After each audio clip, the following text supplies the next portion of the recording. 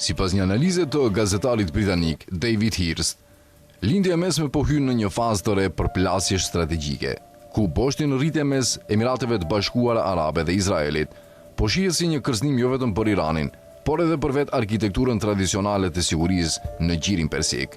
Hirst argumenton se lufta kundër Iranit nuk prodhoi rezultatet që prisnin Donald Trumpi dhe Benjamin Netanyahu. Përkundrazi, sipas tij, konflikti ekspozoi kufit real të fuqisë amerikano-izraelite dhe forcoi pozicionin strategjik të Teheranit në rajon. Në qendër të analizës qëndron ideja se projekti për ndryshimin e regjimit iranian dështoi në mënyrë spektakolare.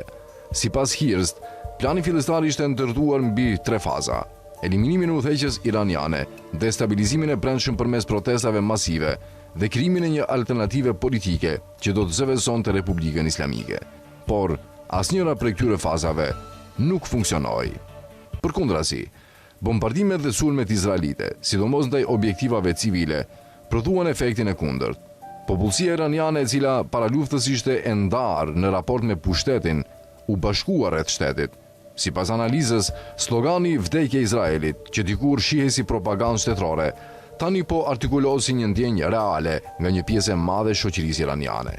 Hirst thekson se edhe vetë administrata amerikane u përball me përçarje të brendshme.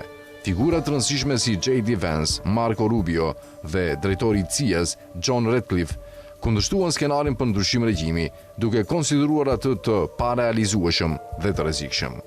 Në analizën e tij, Hirst argumenton se dështimi më i madh i luftës ishte fakti që Irani jo vetëm mbijetoi, por arriti të tregojë kontroll real mbi një nga nyjet më strategjike të ekonomisë botërore, ngushtisjen e Hormuzit. Për herë të parë pas dekadash, shtetet e gjirit përjetuan drejt për drejt pasojat e luftës moderne në territorin e tyre.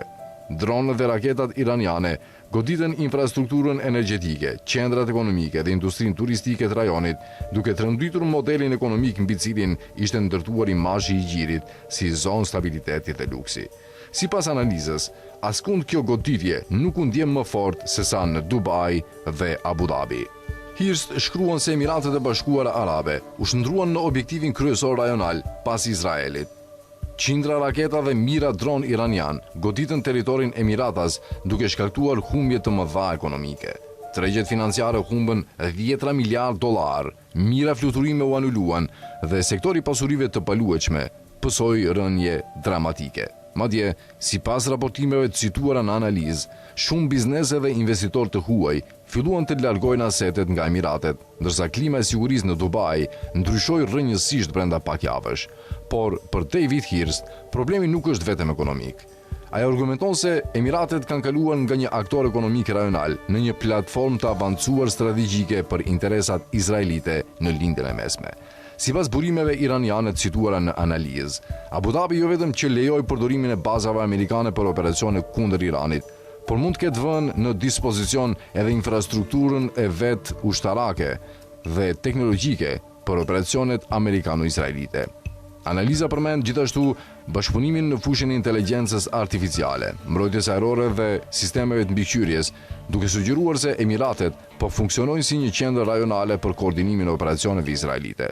Në këtë kontekst, Hirst e përshkruan presidentin Emiratas Mohammed bin Zayed Al Nahyan si një nga figurat më destabilizuese në lindjen e mesme moderne.